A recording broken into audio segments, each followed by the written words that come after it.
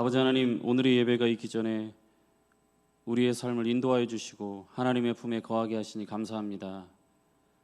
사랑의 하나님, 오늘도 주님의 날개 아래에서 평강을 누리게 하옵소서.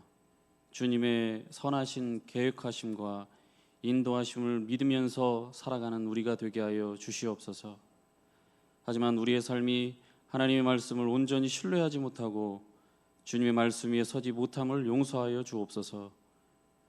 마음의 요동함이 일어나게 하사 주님 앞에 우리의 죄를 토설하며 자복하며 나아가게 하옵소서. 주님의 은혜를 간구하며 다 함께 한 주간의 참여의 기도를 올려드립니다.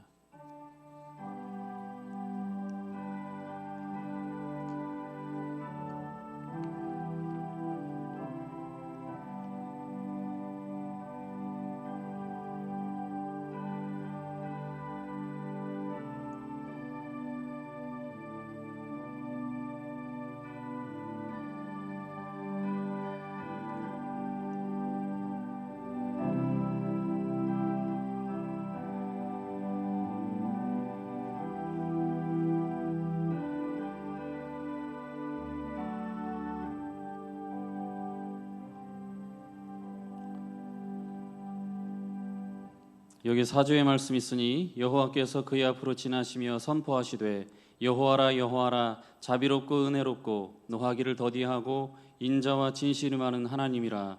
인자를 천대까지 베풀며 악과 과실과 죄를 용서하리라. 아멘.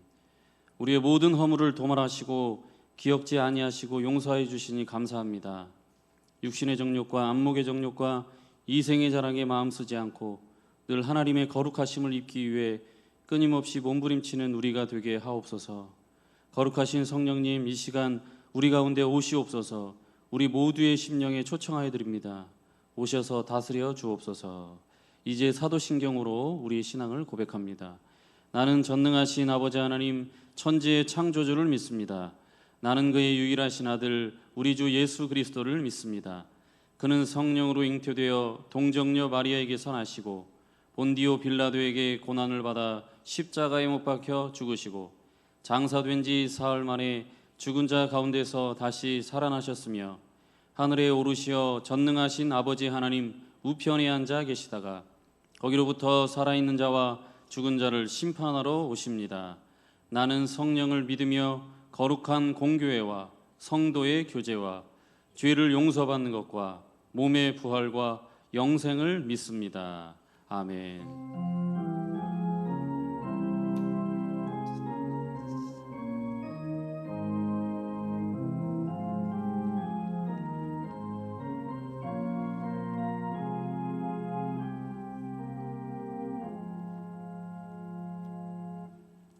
성시교독은 35번입니다. 교독문 35문 시편 84편 말씀을 교독합니다.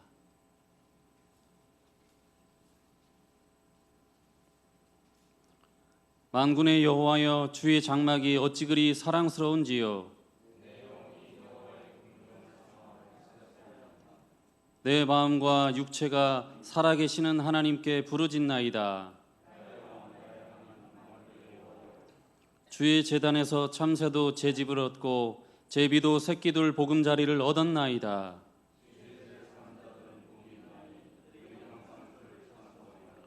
주께 힘을 얻고 그 마음에 시온에 데려가 있는 자는 복이 있나이다.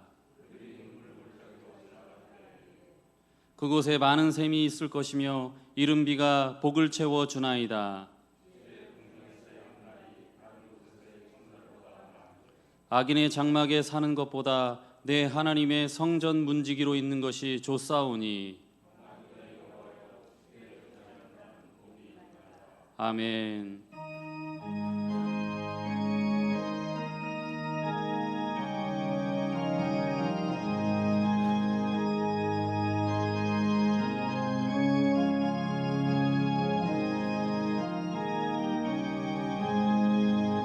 주의 순행아 알기 전 날 먼저 사랑했네.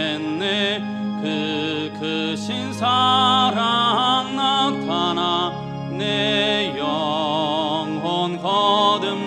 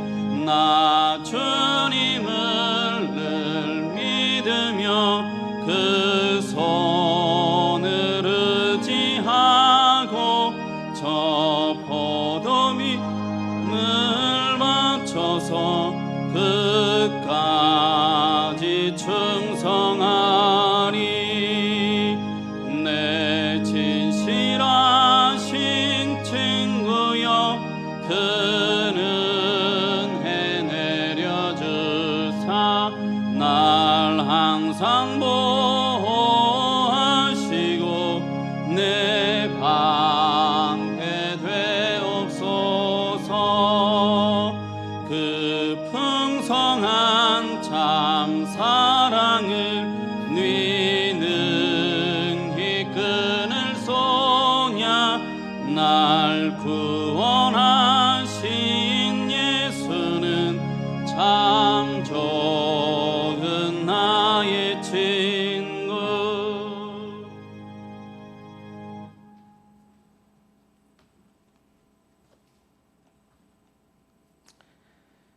사랑의 주님, 지난 한 주간도 코로나19 감염병 악화로 더더욱 일상생활이 통제되고 모든 것이 제약받는 어려움 속에서도 저희들을 돌보아 주시사 오늘도 다소 불편하지만 영상을 통해서라도 주님께 예배드릴 수 있음에 진심으로 감사드리며 주님께 감사와 찬송을 올려드립니다.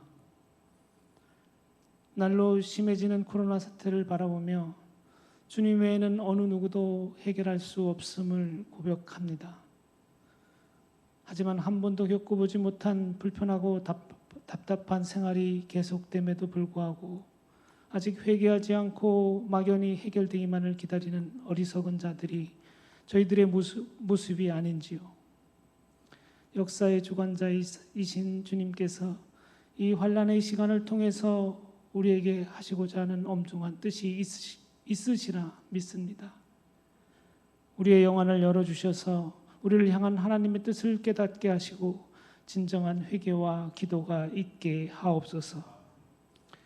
마스크를 통해, 손 씻기를 통해, 거리 두기를 통해, 집합 금지를 통해 많은 것을 깨닫게 하시는 하나님, 거짓말과 불필요한 말을 줄이고 남의 말에 귀를 기울이겠습니다.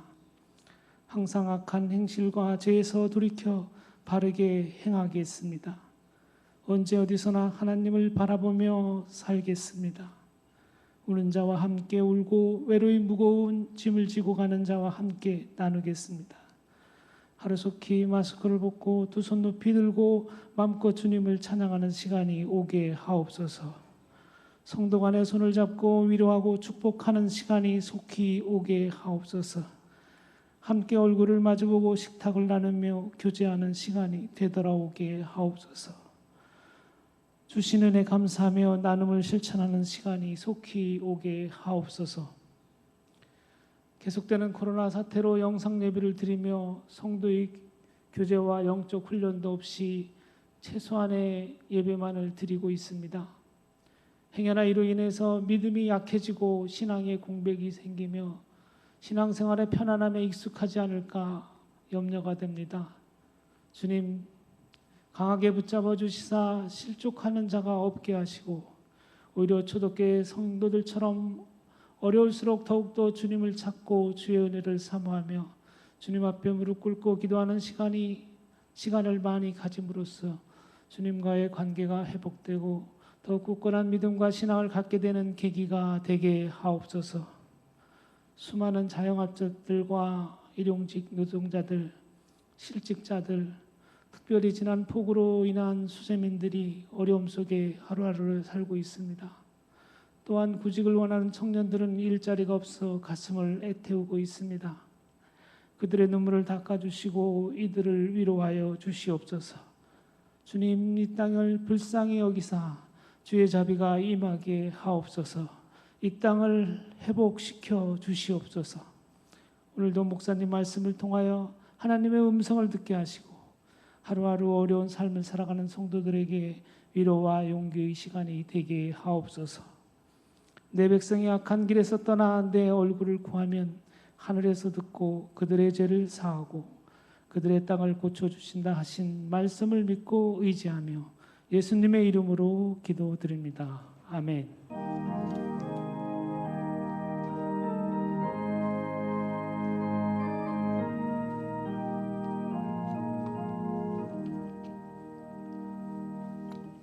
오늘 우리에게 주시는 하나님의 말씀은 창세기 22장 12절에서 14절과 마태복음 21장 1절에서 5절입니다. 창세기 22장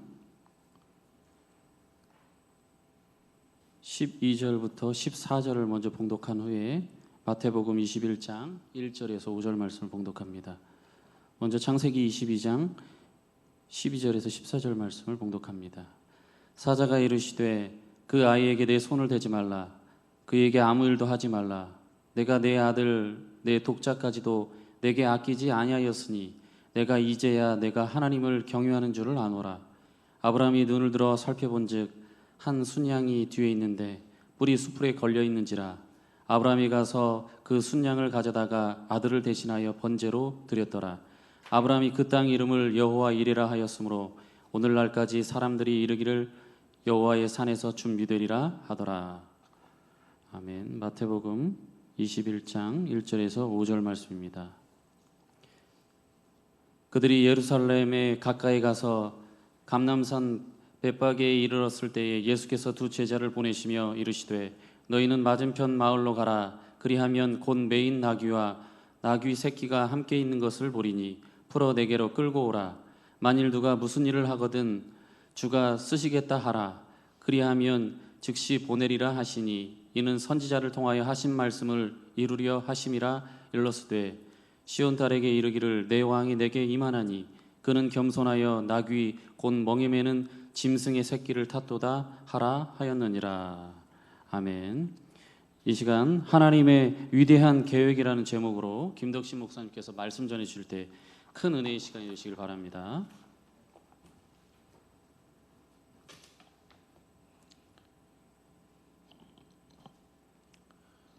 벌써 8월의 마지막 주입니다.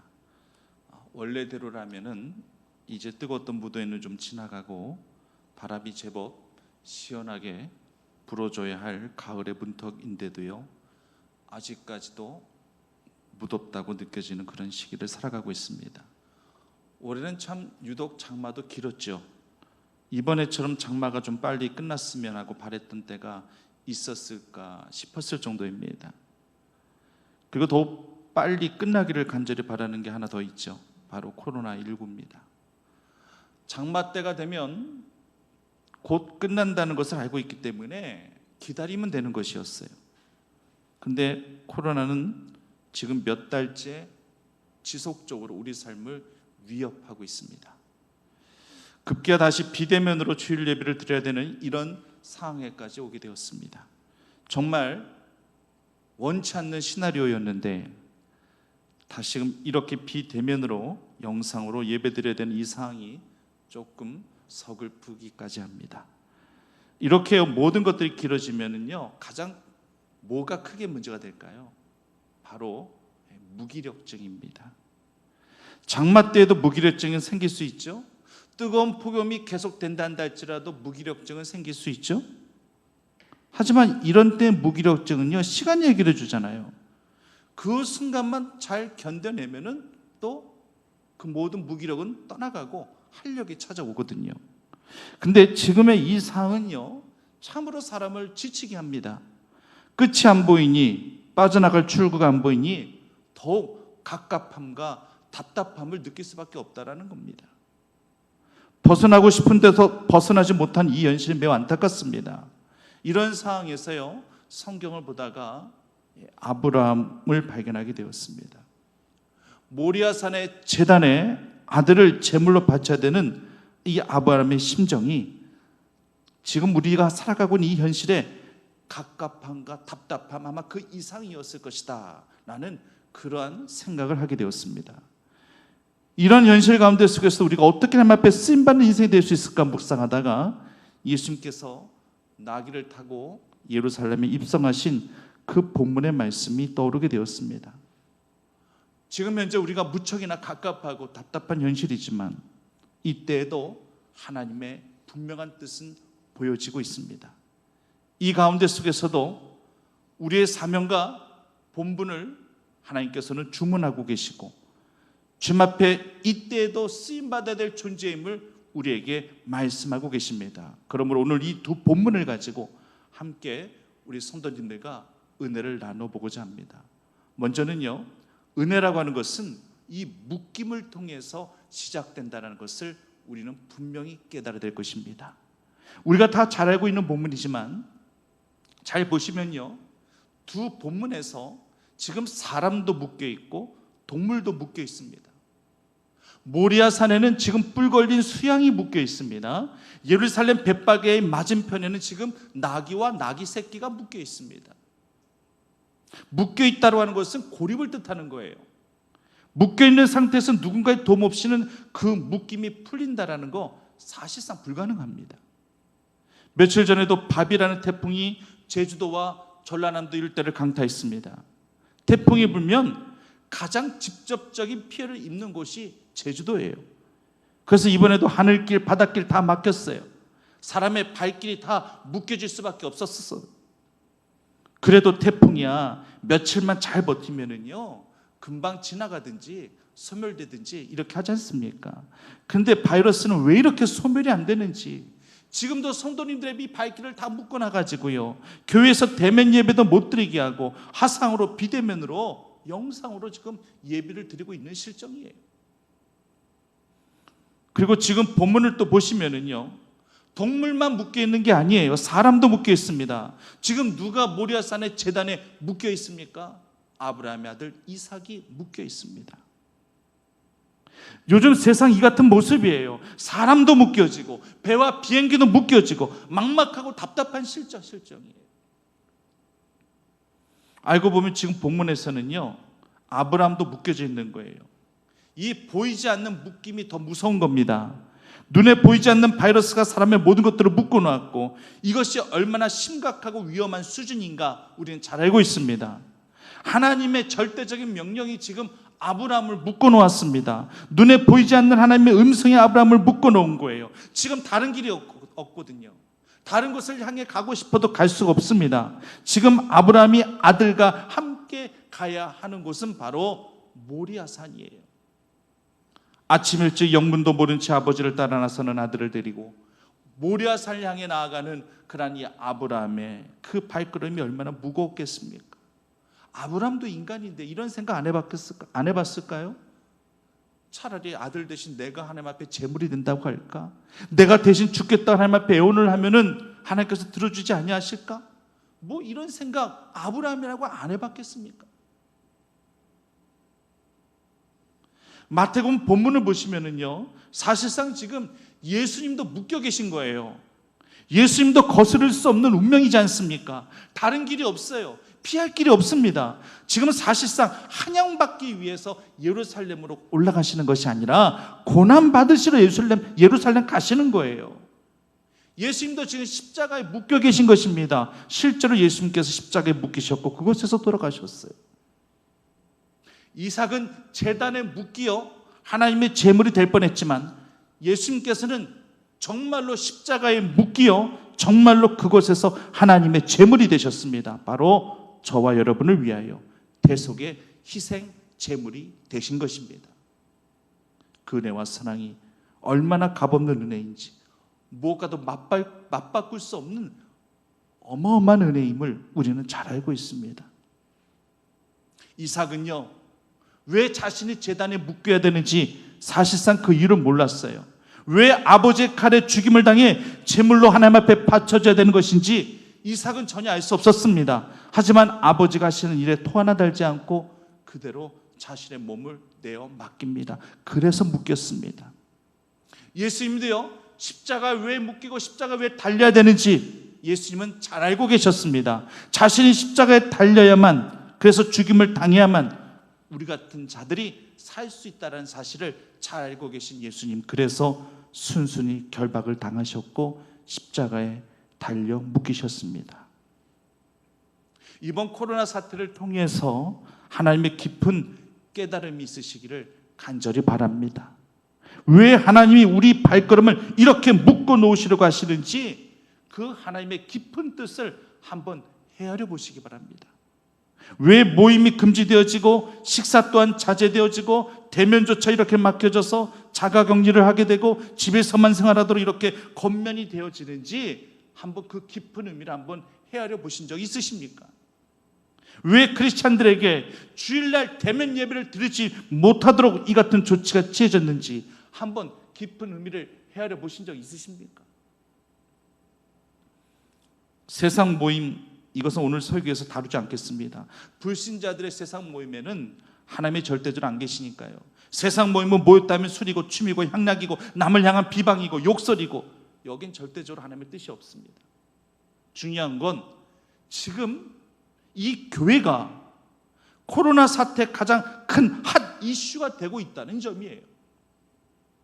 강화문 집회도 그렇고요, 사랑제일교회 정가원 목사도 그렇고요, 연일 교회에서 지금 확진자가 나온다는 보도도 그렇고요, 어제 뉴스를 보니까 또 목사 부부가 코로나에 확진된 후에 제주도를 다녀왔는데 또 동선을 숨겼다가 나중에 또 휴대전화 추적조사에 의해 들통이 나가지고 고발을 당할 위기에 처했다라는 또 기사도 나왔고요.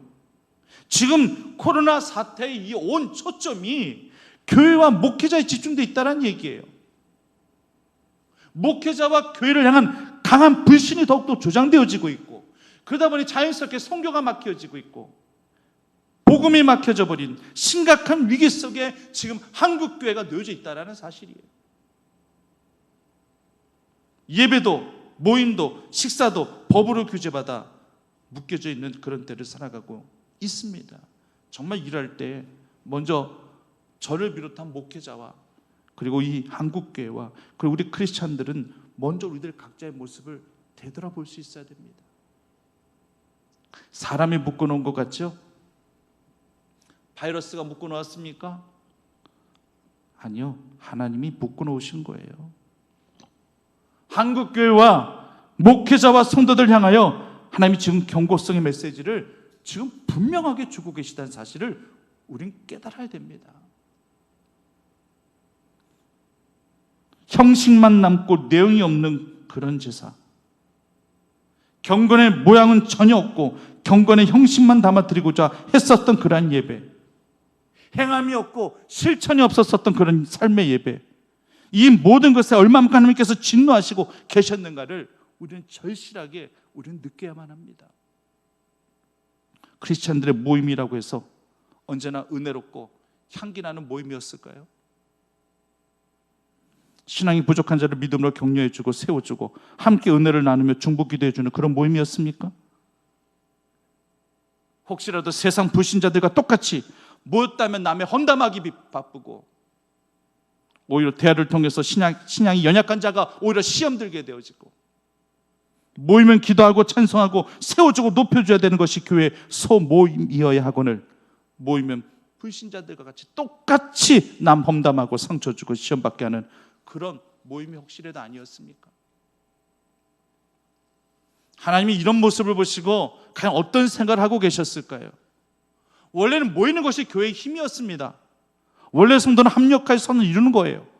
모이기를 힘써 합심하여 기도도 하고 오순절 마가의 다락방처럼 옹기종기 함께 모여 앉아 부르짖고 기도도 하면서 그러면서 성령 체험도 받아 누리는 것이고 은혜도 받고 하는 거 아니겠습니까? 교회는 이래야 되는 게 맞아요.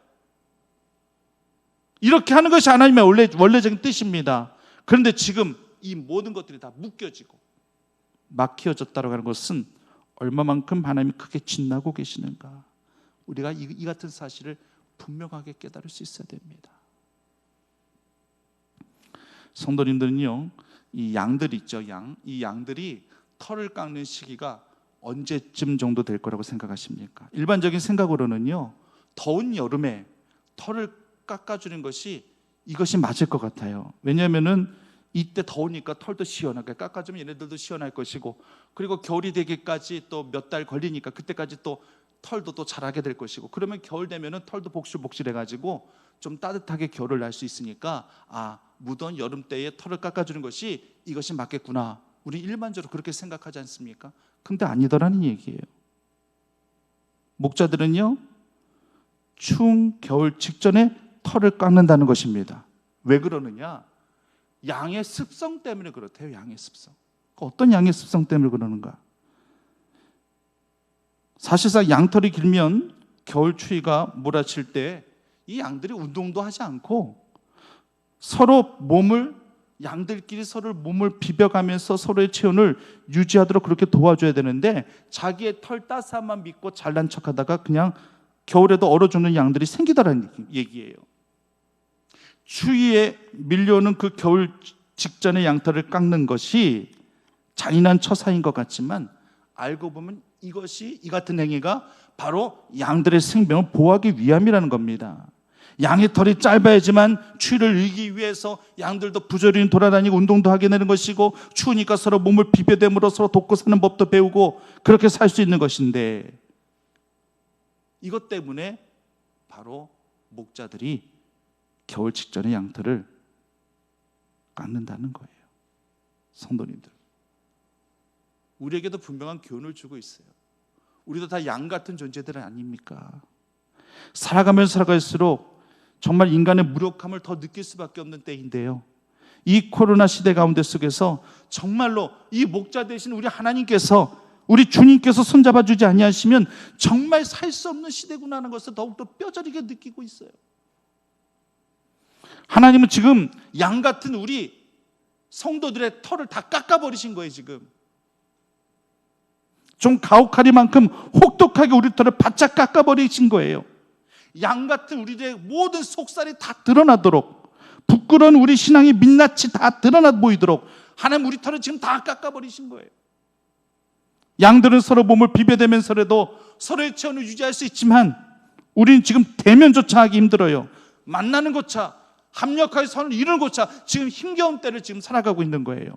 그러므로 지금 더더욱 목자 되신 주님만을 더욱 의지하며 바라보며 그 품 안에 머물러 있어야 할 때입니다. 다른 방법이 없어요. 이제는 사람을 향한 대면이 아니라 이제는 하나님을 대면하기 위해 우리는 더욱더 노력해야 할 때일 것입니다. 아브라함이 지금 모리아산으로 올라간 것은 하나님을 대면하기 위해서 올라간 거예요. 비록 하나님을 눈으로 직접 대면한 것은 아니지만 하나님께만 집중하기 위해서 하나님의 명령만 머릿속에 새기고 모리아산에 올라간 것입니다. 이것이 바로 하나님을 대면한 거예요. 다른 건 안 보여요. 그 뿔 걸린 수양도 그 아브라함의 그 근처에 있었지만 그건 눈에 안 보여요. 오직 하나님의 말씀만이 떠올려지는 것이고 하나님 앞에 올려드릴 제물의 이상만 보이는 거예요. 지금 성도님들의 주변에 누군가가 있습니까? 지금 성도님들 주변에 뭔가가 있습니까? 과연 내 주변에 있는 사람이 크게 보이십니까? 지금 내 주변에는 사물이 더 크게 보이십니까? 지금 그런 것들이 안 보여야 마땅한 거예요. 지금은 오직 하나님만을 더 크게 보시고 하나님께만 집중하실 수 있는 그런 성도님들이 꼭 되시기를 간절히 바랍니다. 영화관이요, 왜 어두운 줄 아십니까? 영화관이 왜 어두운데요? 집중과 몰입 때문에 어두운 거 아니겠습니까? 옆 사람, 앞 사람이 안 보여야 되는 거예요. 내가 봐야 하는 건 영화 스크린이에요. 영화 스크린이 더 밝게 명확하게 보이게 하기 위해서 그 주변을 다 어둡게 하는 거예요.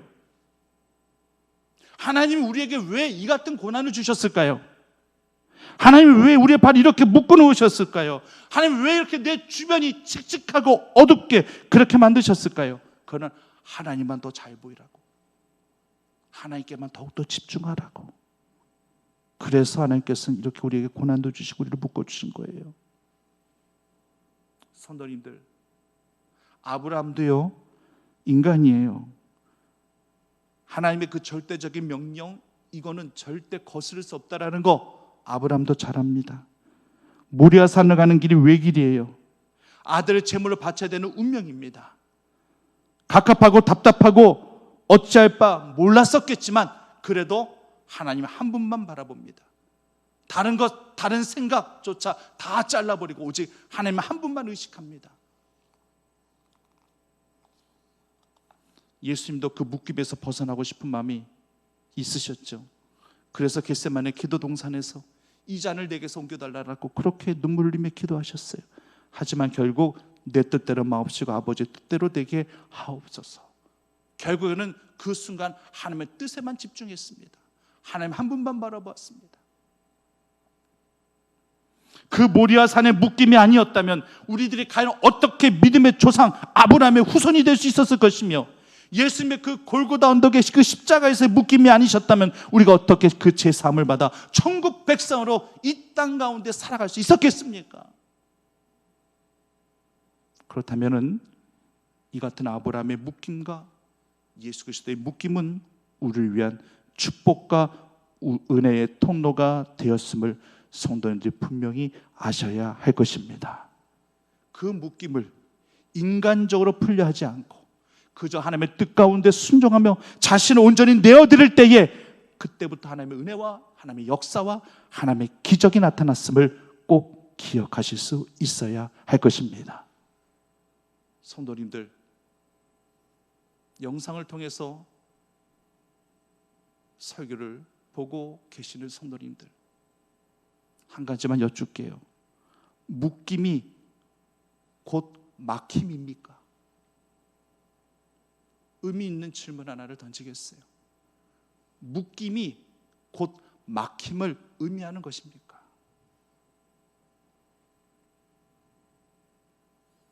세상 이치는 그렇습니다. 묶인다라고 하는 것은 곧 막힌다는 것을 의미하는 거예요. 하지만 신앙은 다릅니다. 묶임은 절대 막힘이라고 이야기할 수 없습니다. 영과 영의 교통을 기뻐 여기시는 하나님은 지금 여러분의 발걸음을 묶어 놓으셨는지는 몰라도 절대 막아놓지는 않으셨습니다. 막힘이라고 얘기하지 아니하십니다. 그런데요, 중요한 건 묶임이 막힘이 되지 않게 하기 위한 것은 우리 몫이에요.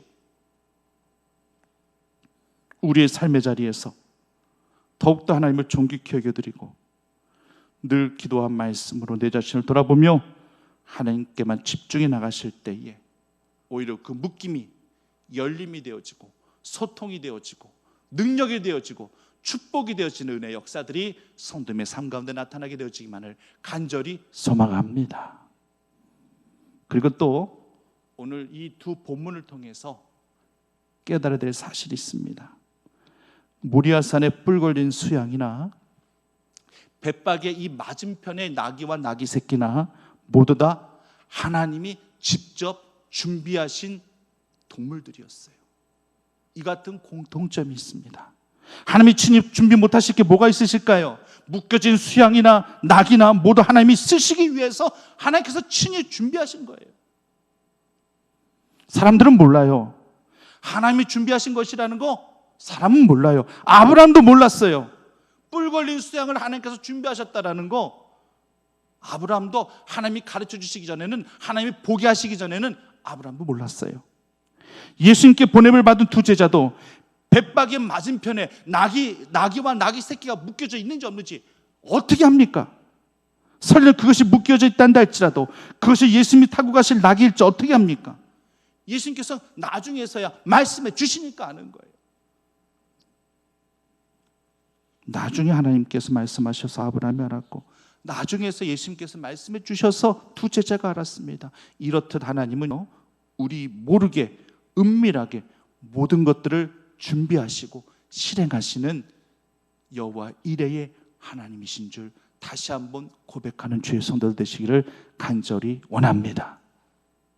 우리가 막 알려고 막 발버둥 쳐도요, 우리 생각, 우리 사고의 틀을 벗어나지 못하면 절대 알 수 없는 것이 하나님의 준비하심이에요. 아브라함을 위해 뿔 걸린 수양을 준비하셨고 불순종하는 요나를 깨닫게 하시기 위해서 큰 물고기를 친히 준비하셨고 베드로를 사람 낚는 어부 만들게 하시기 위해서 깊은 바다로 물고기들을 다 집결 준비시키신 그러한 주님이셨습니다. 하나님은 친히 모든 것들을 다 준비하실 수 있는 분이에요. 때로는 사람을 통해서 준비도 시키시지만 때로는 직접 하나님의 방법대로 우리 인간의 의사 관계없이 준비하실 수 있는 능력이 하나님이신 우리는 알아야 됩니다. 이렇게 하나님께서 직접 손수 준비하신 그런 이유는 무엇일까? 하나님이 인간에게 나는 전능한 하나님이야 이거 가시하시기 위해서 하나님께서 그러셨겠습니까? 아니요. 우리를 쓰임받는 인생으로 만들게 하시기 위해서 하나님은 친히 준비하고 계시는 것입니다. 친히 뿔 걸린 수양을 준비시키신 것은 아브라함을 믿음의 조상으로 쓰시기 위함이에요. 친히 메인 나귀 새끼를 준비시키신 것은 겸손히 세상을 구원한 그런 메시아로 예수님을 존귀히 여겨주시기 위함이에요. 친히 큰 물고기를 준비시키신 것은 불순종한 요나를 깨닫게 하시고 그 요나를 쓰시기 위함이에요. 이렇게 하나님을 택한 자를 들어쓰시기 위해서 우리 하나님은 사람을 묶어 놓으시기도 하시고 동물을 묶어 놓으시기도 하시고 상황을 묶어 놓으시기도 하시는 것입니다. 그렇다면 이제는 명확해졌어요. 하나님이 지금 우리 발을 묶으시고 우리 상황을 이렇게 묶어 놓으신 이유는 묶여진 이때에도 하나님께서 들어쓰실 나귀 새끼를 찾고자 하시는 것입니다. 벳박의 맞은편에 묶여진 나귀와 나귀 새끼가 한두 마리였겠습니까? 주인이 쉬고 잘 때 이 나귀를 관리하려 한다 할지라면 어쩔 수 없어요. 나무에다 다 묶어놔야 되는 거 아닙니까? 쉬고 싶어도 나귀 그냥 두면은 나귀 도망가 버려요. 그러니까 다 묶어놔야 돼요. 그러니까 나무들마다 묶여진 나귀와 나귀 새끼들이 얼마나 많았겠습니까? 근데 예수님은 그 많은 나귀들 중에서 지목하신 그 나귀와 나귀 새끼가 있으셨어요. 그것을 들어 쓰신 것입니다. 그리고 주께서 쓰시겠다라 이 말씀 한마디에 토 하나 달지 않고 그대로 순종하는 그런 믿음을 가진 나귀 주인도 우리 주님께서 들어 쓰신 거예요. 성도님들, 이제 말씀을 정리해 보고자 합니다. 코로나로 인해서 모두 다 힘들어하고 있습니다. 한국교회와 성도들 모두 다 힘겨운 때를 살아가고 있습니다. 저 같은 입장에서는요, 대면 예배를 드리지 못하는 거, 이것이 가장 표면적인 아픔이며 힘겨움이에요. 하지만 이보다 더 실질적인, 더 안타까운 아픔은 성도님들의 영적 무기력증이에요. 이게 제일 심히 염려가 됩니다. 이 기간이 길어지니 신앙의 무기력증에 사로잡혀 하루하루를 그냥 살아가시는 거예요. 발이 묶여지고 상황에 묶여지다 보니 점점점 체념하는 인생으로 변화됩니다. 삶의 무기력증이 신앙의 무기력증이 되었고, 교회를 나가지 않다 보니 교회를 등한시하게 되어지고, 교회에 대한 사회 비판적인 시각과 편견이 많다 보니 그냥 그 속에 나를 숨겨버려서 당당하게 내가 크리스찬임을 밝히지 못하고 더욱더 살아가고 있는 현실이 되고 말았다는 것입니다. 이런 상황 가운데 속에서 우리가 우리 신앙을 회복하며 영성의 사람으로 붙들린다는 거, 이거 결코 쉬운 일이 아니거든요. 이게 제일 심히 염려가 되는 부분이에요. 성도님들 꼭 기억하십시오. 코로나로 인해서 우리 발이 묶여지고 행동 반경이 축소되었다 한다 할지라도 하나님과 우리는 결코 막히지 않았습니다. 묶여있는 삶의 자리에서도 기도는 막히지 않습니다. 꼭 기억하십시오. 기도 없는 삶의 자리에서 기적을 바라는 것은 요행을 구하는 것이지만, 기도하는 삶의 자리에서 기적을 바라는 것은 섭리를 구하는 것입니다. 성도님들은 요행을 바라는 자 되지 마시고 하나님의 섭리를 구하는 자가 되시기를 간절히 바랍니다. 하나님이 친히 준비하게 하신 그 무엇인가를 우리는 분명히 발견하게 될 것입니다. 준비된 나귀처럼, 수양처럼, 그리고 순종하는 아브라함과 나귀 주인처럼 이렇게 늘 귀하게 쓰임받아 하나님의 기적을 경험하는 충북교회 교우들이 다 되시기만을 간절히 축원합니다. 사역사하신 아버지 하나님, 이 코로나로 인하여서 모든 것들이 뒤죽박죽, 모든 질서들이 다 깨어졌지만 이 같은 상황 속에서도 하나님의 질서는 분명히 우리에게 놓여 있으며 하나님의 거룩한 뜻은 우리에게 분명히 보여집니다. 하나님의 그 위대한 계획, 그 하나님의 준비하심에 우리가 묵묵히 순종하며 우리의 행할 바들을 온전히 행하는 믿음의 사람들로 거듭나는 온 교우들이 다 되어질 수 있도록 인도하여 주시옵소서. 결코 묶임이 막힘이 아님을 기억하게 하시고 기도하는 삶의 자리에서 하나님의 놀라운 섭리가 드러나고 하나님의 준비하심이 드러나게 될 줄 믿고 고백하는 주의 성도들이 꼭 되어지게 하여 주시옵소서. 예수님의 이름으로 기도드립니다. 아멘.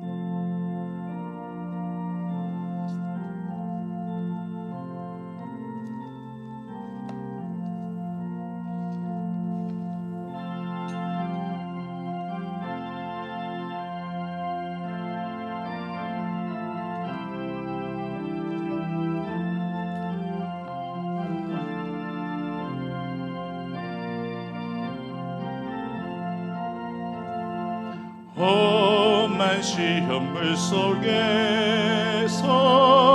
나를 건져주시고 노한 풍랑 지나도록 나를 숨겨주소서. 주여 나를 돌보시사 고이 품어주시고 험한 풍파 지나도록 나를 숨겨주소서. 권세 능력 무한하사 모든 시험 이기고 풍랑까지 다스리는 주님 앞에 비오니 주여 나를 돌보시사 고이 품어주시고 험한 풍파 지나도록 나를 숨겨주소서. 제약길에 빠진 이 몸 캄캄한 데 헤매며 부르짖는 나의 원 들으소서. 내 주여 주여 나를 돌보시사 고이 품어주시고 험한 풍파 지나도록 나를 숨겨주소서.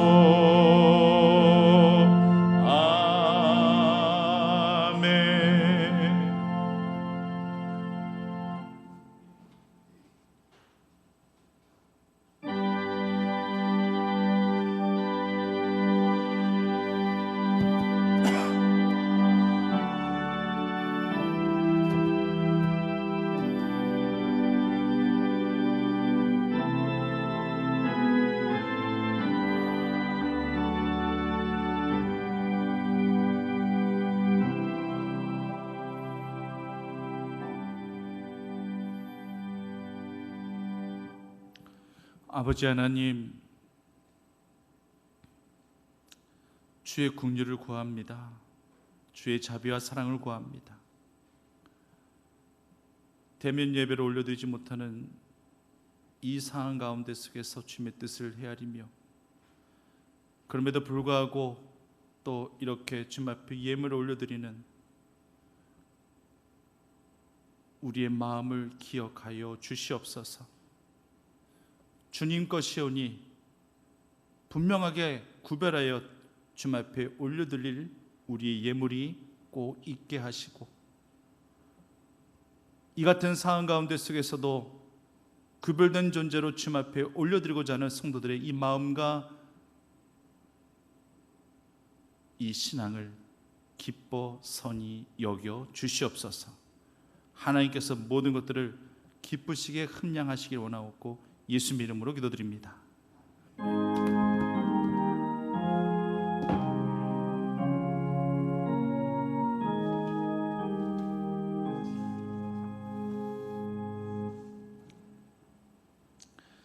광고 말씀 하나 드리면은요, 우리 이번 돌아오는 토요일에 9월 5일 우리 오후 12시에 더빙 컨벤션에서 우리 교회 두 청년들이죠, 염주호와 우리 김진희, 참 우리 교회 학교에서 참 봉사도 많이 하고 우리 진희는 일부 때 또 항상 피아노 또 그게 반주로도 섬겨주고 있고 귀한 믿음의 청년들이 이제 결혼을 하게 되는데 참 이 현실이 참 안타까워요. 이 코로나로 인해서 원래 올 봄에 결혼하려고 그랬다가 연기를 한 거거든요. 근데 하필 또 이 거리 간격 또 2차 이 명령이 시행명령이 떨어져서 뭐 결혼식 장소에도 뭐 실내 공간에는 50인 이상 있으면 안 된다라고 또 하다 보니 참 얼마나 참 안타까운지 몰라요. 그래도 어찌됐든 간에 우리 성도님들께는 꼭 알려드려야 될 것 같고, 축하하는 이 마음을 꼭 우리 염조, 우리 김진희, 우리 두 신랑 신부에게 꼭 전해질 수 있었으면 좋겠다 싶은 그런 마음을 갖고 있습니다. 두 사람의 결혼을 진심으로 축하하고 축복합니다. 자, 우리 찬양 드리겠습니다.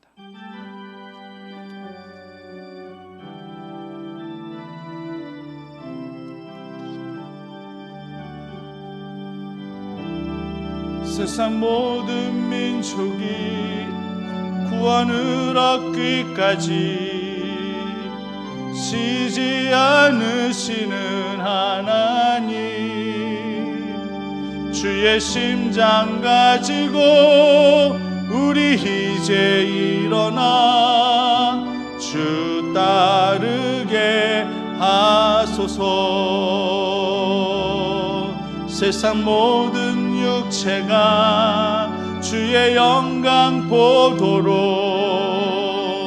우릴 부르시는 하나님, 주의 손과 발 되어 세상을 치유하며 주 섬기게 하소서. 물이 바다 덮음 같이 여호와의 영광을 인정하는 것이 온 세상 가득하리라. 물이 바다 덮음 같이, 물이 바다 덮음 같이, 물이 바다 덮음 같이. 지금을 일구하신 예수 그리스도의 은혜와 하나님의 사랑하심과 성령의 감화 교통하여 주심의 그 은혜가 우리를 묶어 놓으셨지만 우리 결코 막히지 아니하게 하시고, 이 묶인 가운데 속에서 그리스도의 섭리를 구하게 하시고, 하나님의 행하신 놀라운 예비된 은혜를 간절히 믿고 구하는 사실 우리 믿음의 성도들 머리 위에 삶의 모든 형편 위에 지경 위에 지금부터 영원까지 함께하여 주시기만을 간절히 축원하옵나이다. 아멘.